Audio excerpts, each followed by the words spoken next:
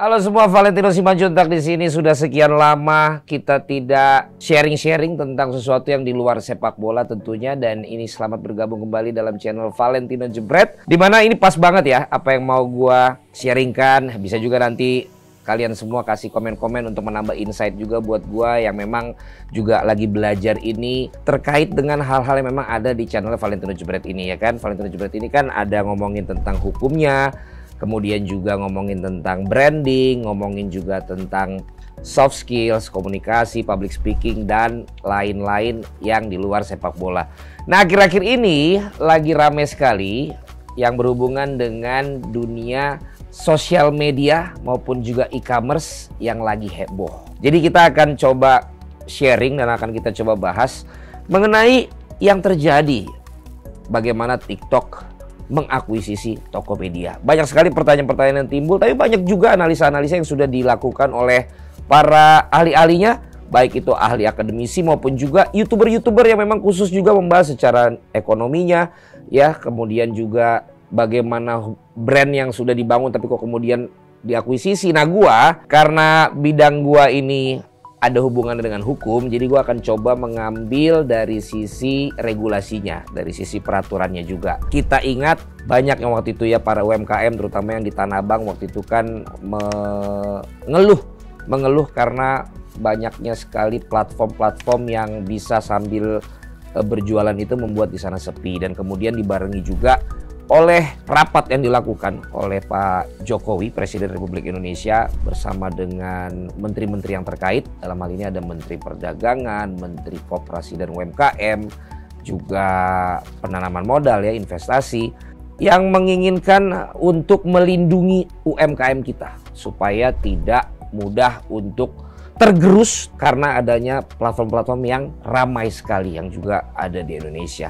Nah, Pak Jokowi waktu itu menginstruksikan dan juga memberikan instruksi untuk membuat regulasi, ya, bagaimana adanya pemisahan fungsi dari platform yang berbasis sosial media dengan fungsi yang berplatform sebagai e-commerce, sebagai marketplace. Dan ini yang kemudian dilanjutkan dengan munculnya Peraturan Menteri Perdagangan Republik Indonesia nomor 31 tahun 2023, yaitu tentang perizinan berusaha, periklanan, pembinaan, dan pengawasan pelaku usaha dalam perdagangan melalui sistem elektronik. Lihat tuh ya, pembahasannya udah kayak dosen, padahal saya komentator bola. Tapi saya gregetan karena ini juga akan menjadi sesuatu yang baru nanti di tahun 2024, di mana saya akan lebih banyak untuk ngomongin tentang hal-hal seperti ini. Biarlah sepak bola itu menjadi tempat core-nya channel Jebret Media bersama dengan Coach Justin dan juga pengisi-pengisi acara lainnya. Tapi saya juga ingin mengupgrade untuk bicara tentang hal-hal lain yang juga menjadi passion saya, menjadi sesuatu yang memang saya ingin kadang-kadang sharing dan juga ingin bahas. Sekali lagi, kemudian adanya Peraturan Menteri Perdagangan Republik Indonesia nomor 31 tahun 2023, sekaligus juga ini memperbaharui, merevisi dari peraturan sebelumnya nomor 50 ya, kalau saya benar atau kalau saya tidak salah. Dengan adanya Peraturan Menteri Perdagangan Republik Indonesia nomor 31 tahun 2023 ini membuat ketika itu TikTok Shop sudah tidak bisa lagi untuk digunakan, dan TikTok pun waktu itu patuh untuk kemudian tidak mengaktifkan lagi kecuali sosial medianya saja, karena dalam aturan-aturan yang tertuang dalam Peraturan Menteri Perdagangan Republik Indonesia nomor 31 tahun 2023, izinnya ini harus diurus. Jadi kalau memang TikTok Shop ini ingin bertransaksi, ingin bisa sebagai tempat jual beli juga, maka mereka harus mengurus perizinannya. Nanti kita bahas lebih lanjut tentang hal tersebut. Tapi untuk sosial medianya, sesuai dengan izin yang sudah mereka dapatkan, itu boleh mereka teruskan. Muncullah berita beberapa waktu kemudian bahwa TikTok akan bekerja sama dengan e-commerce yang milik Indonesia.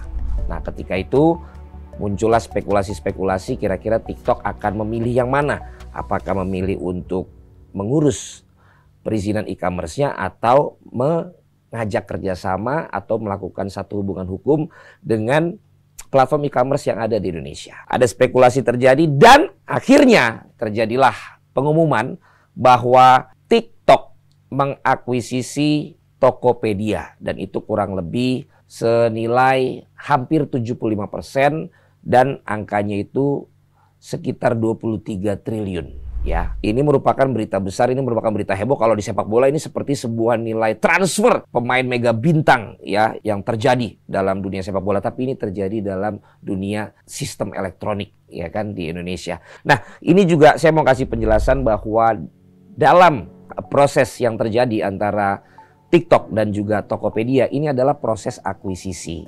Kenapa mau Tokopedia diambil sampai dengan 75%? Dan kenapa TikTok juga mau membeli sampai dengan 75%. Nah, ini saya kutip dari sekretaris perusahaan Goto, yaitu Ibu R.A. Kusumu Hadiani. Mohon maaf kalau mengungkapkannya namanya tadi salah. Jadi ada 4 alasan katanya di balik kesepakatan ini. Yang pertama, melalui rencana investasi ini Tokopedia akan mendapat benefit dengan mendapat akses secara langsung melalui kesempatan live commerce yang sedang bertumbuh dengan pesat. Ya, ini dijelaskan dalam penjelasan tertulis kepada Bursa Efek Indonesia. Karena beliau meyakini kerjasama Tokopedia dan TikTok bakal membawa keduanya menjadi raja e-commerce di tanah air, dan kolaborasi ini juga diklaim akan memperhatikan ratusan ribu pelaku usaha mikro, kecil dan menengah atau UMKM di Indonesia. Kedua, Goto menilai kekuatan finansial TikTok secara global juga menjadi sokongan penting bagi keberlangsungan Tokopedia dan menyebut investasi TikTok membuat gerak perusahaan akan lebih fleksibel. Yang ketiga, setelah transaksi diselesaikan, perseroan akan menerima biaya layanan e-commerce. Ini merupakan biaya secara kuartalan yang akan dibebankan atas layanan-layanan khusus yang akan diberikan sesuai dengan persetujuan para pihak. Dan yang keempat, Goto yakin kesepakatan investasi ini bisa melahirkan peluang kolaborasi menarik. Ini bakal melibatkan entitas Tokopedia yang telah diperluas dengan bisnis fintech dan on-demand perseroan. Sementara kalau menurut pihak dari TikTok sendiri, ya, ini juga saya izin untuk mengutip terlebih dahulu. Ini disampaikan bahwa mereka memiliki kesamaan visi, dikatakan demikian, bahwa TikTok dan juga Tokopedia memiliki kesamaan visi. Ini disampaikan oleh Stephanie Susilo selaku Executive Director of TikTok E-commerce Indonesia, menjelaskan bahwa kombinasi dengan Tokopedia akan mengawali babak baru komitmen jangka panjang perusahaan untuk berkontribusi kepada pertumbuhan ekonomi Indonesia. Kami memiliki tujuan yang sama untuk mendukung konsumen dan UMKM Indonesia. Dan Goto sebagai juara nasional adalah mitra yang paling ideal untuk mencapai misi bersama dalam memberdayakan dan mendukung kemajuan bisnis lokal. Ini kata si Mbak Stephanie tadi. Tapi yang jelas tentu juga dari sisi UMKM dengan keduanya memiliki plus minus. Dalam hal ini yang satu sebagai e-commerce, yang satu lagi sebagai sosial media. Ini tentunya akan dapat semakin reach dan juga engage dengan banyak masyarakat yang ada di Indonesia tentunya untuk dapat menggunakan semua fasilitas yang ada pada TikTok maupun juga Tokopedia. Apalagi tentu saja pemainnya bukan hanya Tokopedia dan TikTok, ada pemain-pemain lain juga yang juga ada dalam pasar yang sama, dan ini tentunya diharapkan mereka tentu akan semakin besar dengan akuisisi ini.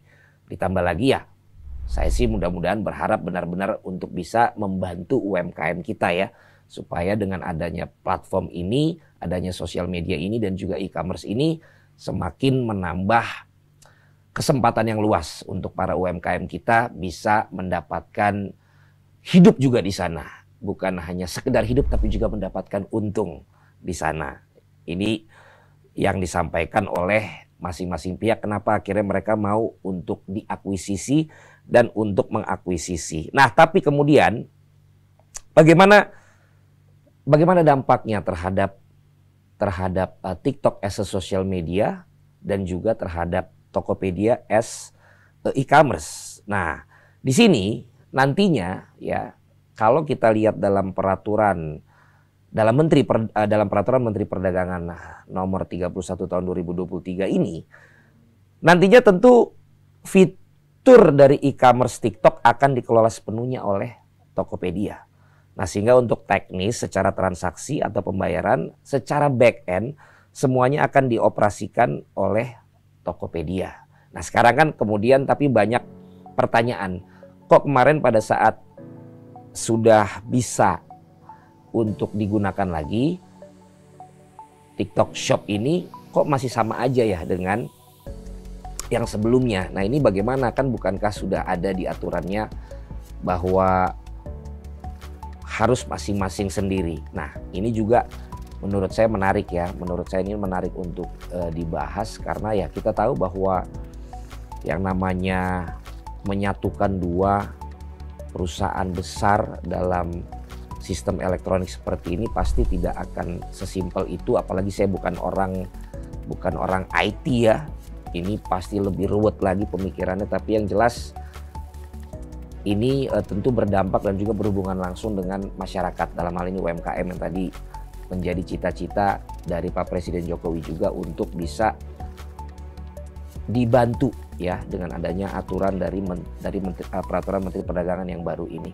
Kenapa saya bisa katakan demikian? Ya karena namanya juga untuk menyatukan dua perusahaan dengan data yang begitu besar ini tentu juga diperlukan satu penyesuaian yang cukup harus detail menurut saya, karena selain dari untuk dapat membantu para UMKM yang namanya sistem elektronik ini, tentu kita juga harus pastikan data dari para pengguna, data dari para user ini juga harus tetap terlindungi secara pribadi supaya tidak dibocorkan, tidak digunakan, tidak disalahgunakan untuk dipakai.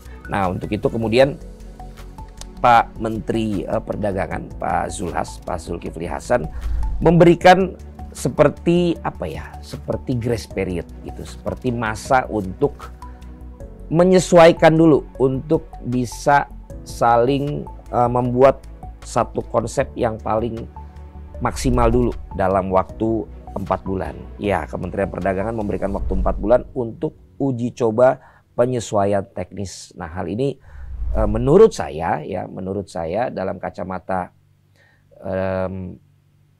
orang awam ya, dalam kacamata orang awam dan juga tadi kalau melihat dari regulasi secara letterleh memang belum sampai mengatur ke sana begitu. Nah, artinya bagi saya proses 4 bulan ini perlu untuk kita support juga, perlu untuk kita dukung juga, mengingat mulai banyak sekarang yang kemarin udah nggak bisa jualan lagi di TikTok Shop, mulai sekarang bisa jualan lagi. Ya kemudian juga para pembelinya juga sekarang bisa untuk bertransaksi lagi.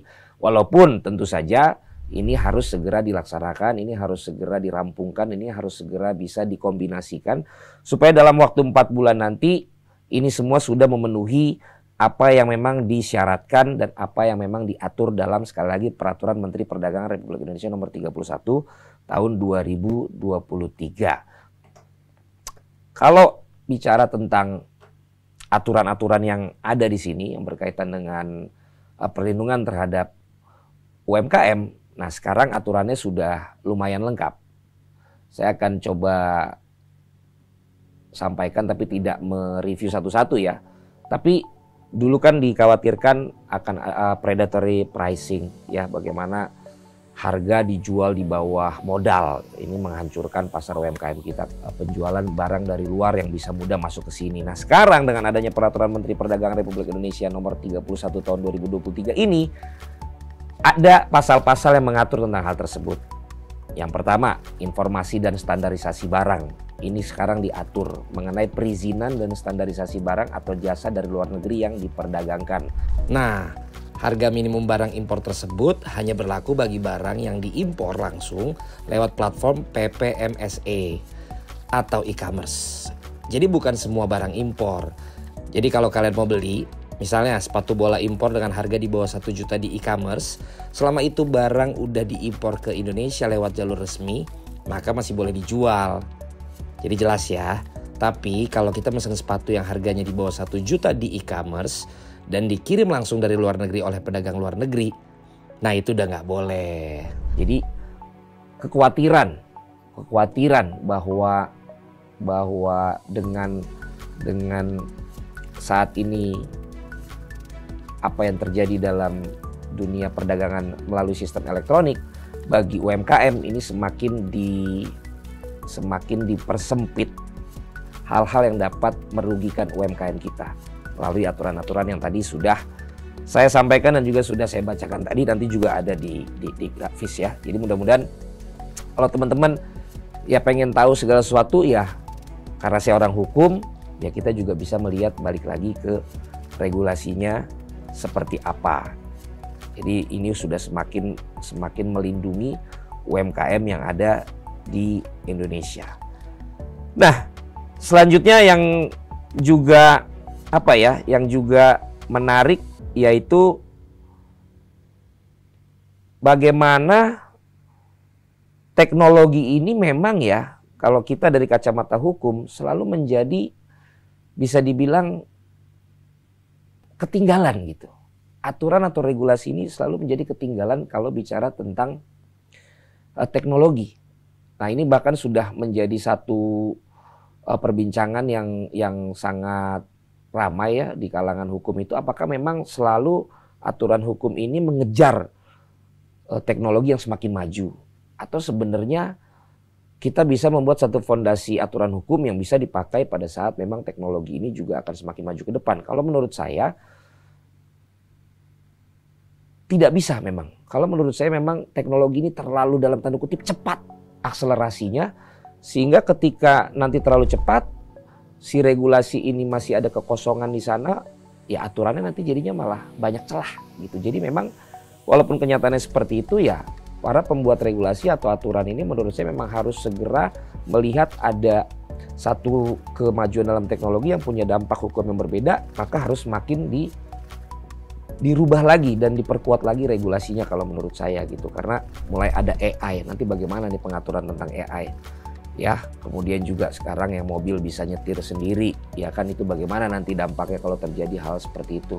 Begitupun juga ini, bagaimana halnya hubungannya dengan perdagangan melalui sistem elektronik seperti ini yang semakin ke depan semakin cepat. Nah, ini yang harus bisa diselaraskan dan bisa disesuaikan dengan pembuat peraturan atau juga perundang-undangan. Jadi menurut saya sekarang ini apa yang sudah dilakukan oleh pemerintah dengan membuat Peraturan Menteri Perdagangan Republik Indonesia Nomor 31 Tahun 2023 dengan segala positif dan juga mungkin masih ada kurangnya, menurut saya sudah sangat-sangat baik ya untuk UMKM kita. Ketakutan kita bahwa nanti kita nggak bisa bersaing dengan produk-produk dari luar ini sudah semakin diminimalisir, berarti tergantung kitanya lagi. Lalu hubungannya juga dengan ketegasan pemerintah melakukan itu, sehingga kemarin juga bisa dikatakan TikTok dan juga platform sosial media lain yang kemudian melakukan transaksi sudah disampaikan secara tegas sudah tidak bisa. Nah, dengan terobosan dari para orang-orang pimpinan-pimpinan di TikTok yang kemudian mengakuisisi Tokopedia, ya ini merupakan rembukan yang saya pikir sudah mereka pikirkan. Tentu saja saya tidak mau katakan tidak ada kepentingan untuk bisnis mereka, karena pasti ini juga menjadi satu hitung-hitungan yang dapat menguntungkan bagi bisnis mereka menghadapi persaingan yang juga semakin banyak untuk market Indonesia yang berhubungan dengan perdagangan melalui sistem elektronik maupun juga media sosial. Namun juga ini semakin mempercepat para UMKM kita kembali mendapatkan lapaknya, kembali bisa berjualan, kembali bisa untuk mendapatkan penghasilannya. Kenapa saya ngotot banget ngomongin ini? Karena saya kan udah nggak jadi komentator bola. Dan saya udah keburu janji sebelum keadaan di Indonesia ini baik, aman dalam stadion, saya nggak jadi komentator bola Liga Indonesia lagi. Nah, saya tuh udah menyiapkan 2024 ini, saya juga mau untuk mengetahui dan mau untuk berjualan dalam marketplace gitu loh. Karena saya selama ini hanya beli mulu, nggak pernah ikut jualan. Nah, makanya dengan adanya ini saya pikir ini momen yang pas ya untuk saya nanti bisa masuk ke dalam satu kehidupan yang baru, untuk bisa kemudian juga bergabung bersama dengan UMKM lain untuk mencoba bisa belajar juga dari yang udah pada sukses, supaya saya juga bisa menjadi UMKM dalam platform-platform yang seperti ini. Ya, kurang lebih gambarannya kira-kira seperti itulah. Nanti mungkin next kita bisa bahas kalau secara pasal per pasal, tapi saya pikir ini aja udah cukup berat kan obrolan saya kan, omongan saya udah cukup berat kan. Jadi kan kalian jarang kan ngeliat obrolan saya seperti ini kan. Tapi kurang lebih itulah yang ingin saya sampaikan. Dan untuk teman-teman UMKM, belum jadi teman-teman ya karena saya baru mau nyemplung juga gitu ya. Kalau saya ngomong seperti atlet-atlet sekarang ya, yang sekarang mulai banyak yang komentar kok banyak sekali sport celebrity match yang malah ditonton lebih banyak, hadiahnya lebih besar. Ayo kita jangan berpikir terlalu sempit. Justru saya bilang kepada para atlet, riding the wave, manfaatkan dengan olahraganya diangkat, kalian juga harus kuatkan personal brandingnya. Sama nih teman-teman UMKM yang kemarin juga misalnya banyak yang protes dan lain sebagainya. Mari sekarang kita sudah mendapatkan satu pegangan baru yang dapat membuat kita bisa bersaing, tinggal bagaimana kita bagus dalam membranding toko kita, membranding merek kita, melakukan positioning, melakukan differentiations, dan juga bersaing secara sehat. Apalagi dengan adanya platform-platform yang banyak ya dalam hal e-commerce, semua punya pilihan mau jualan di mana. Bahkan kalian bisa berjualan di berbagai lapak tersebut tanpa perlu buka toko secara fisik. Bayangkan, tidak eksklusif kamu harus buka di situ, tapi kamu bisa buka di mana aja. Yang diharapkan UMKM semua semakin banyak berada di mereka. Tapi kan sekali lagi itu pilihannya ada di mereka. Kita tinggal mengikuti saja aturannya, kita tinggal siap bersaing secara sehat, dan kita lihat nanti bagaimana hasilnya. Itu yang membuat saya juga penasaran, dan mudah-mudahan ini bisa jadi satu bahan sharing juga buat semua yang saat ini menyaksikan hubungannya TikTok mengakuisisi Tokopedia dari sisi regulasi, dan kalau saya bicara tadi bisa juga dari sisi sosiologis atau dari sisi masyarakat yang ada, dan juga curhatan pribadi saya. Ya, silakan share, komen, boleh juga dipotong-potong kalau ada yang ucapan saya tadi yang menarik mengenai regulasi, mengenai tadi definisi-definisi. Mudah-mudahan menjadi sesuatu yang berguna buat semua yang menyaksikan. Kasih tahu ke teman-temannya, kasih tahu ke saudaranya yang mungkin masih bertanya-tanya, itu kemarin gimana sih TikTok sama Tokopedia, terus itu gimana sih kok sekarang TikTok masih masih dibolehin sih untuk melakukan penjualannya masih sama seperti yang sebelumnya.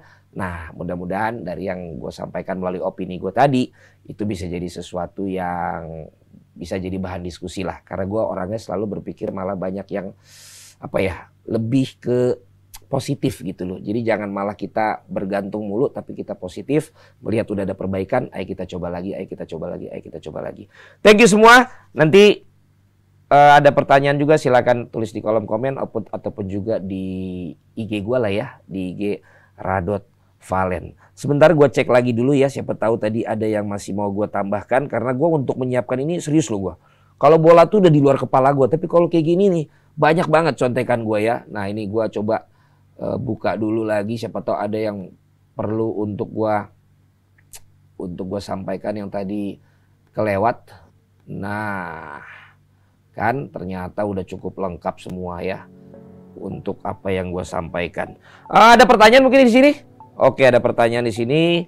Ternyata di sini juga pada tertarik ya, karena banyak yang mau bertanya di sini. Saya kayak seminar ini di sini ya. Nah, ini kan one take oke nih loh, luar biasa loh. Tepuk tangan buat saya, tepuk tangan buat saya. Dan saya menyiapkan ini. Saya menyiapkan ini tidak tidur, tapi sambil kerja ya. Jadi ini otak luar biasa sekali. Tapi saya senang karena akhirnya saya bisa di luar bola gitu. Karena apalah bola itu? Bola itu sudah terlalu lama dalam kehidupan saya ya. Begadang mulu kalau nonton bola. Pokoknya saya nggak nyangka ya ternyata selengkap itu saya ngomong. Tapi nanti mudah-mudahan dicepetin pace-nya sama editornya ya, supaya jangan terlalu lama kayak seminar tadi ngomong yang jelas. Ya sekali lagi gue bilang juga, kalau udah pakai gue berarti bukan lagi sebagai orang yang di bidang hukum tadi nih. Kalau gue udah ngomongnya gue berarti ini sebagai masyarakat umum. Pokoknya kalau kita pokoknya tetap harus kawal ya. Kita apresiasi karena sebagai perlindungan untuk UMKM, akhirnya muncul Peraturan Menteri Perdagangan Republik Indonesia Nomor 31 Tahun 2023. Dampaknya udah jelas, tadi gue sampaikan TikTok sempat tutup shopnya, tapi kemudian akhirnya bisa bekerja sama melalui proses akuisisi dengan Tokopedia, dan sekarang semua kita bisa mulai jualan lagi, mulai beli lagi, dan jangan lupa kita tetap harus kawal supaya semuanya ini bisa berlangsung sesuai dengan aturan, dan bahkan kalau aturan ini ada yang kurang, kita bisa kawal supaya nanti kita bisa memberikan input-input lagi untuk bisa adanya revisi-revisi dalam aturan-aturan yang terkait. Dan supaya di periode supaya kita ini bisa sama-sama happy, ya kan? Kan kalau dalam negosiasi itu kan nggak boleh ada yang satu happy, satu nggak happy. Semuanya harus happy. Makanya dalam periode uji coba ini dikasih grace period, biasanya namanya gitu, grace period dalam 4 bulan ini. Kita coba sama-sama maksimalkan semua, kita kawal, kita maksimalkan. Jangan karena sinisme, jangan karena karena biasanya kalau orang minderan, jangan karena pesimis, tapi kita ambil sebagai orang yang positif, sebagai orang yang optimis. Dalam 4 bulan ini kita kawal supaya nanti semuanya sesuai dengan apa yang memang ditetapkan dalam peraturan Menteri Perdagangan nomor 31 tahun 2023. Pemerintah bisa tenang karena melindungi masyarakatnya, UMKM bisa senang karena bisa kembali berjualan dan kembali bertransaksi. TikTok, Tokopedia-nya juga bisa lega dan bisa merasa secure untuk bisa menjalankan segala hak dan kewajibannya dalam platformnya masing-masing, dan masyarakat semuanya mendapatkan keuntungan dan bisa happy semuanya.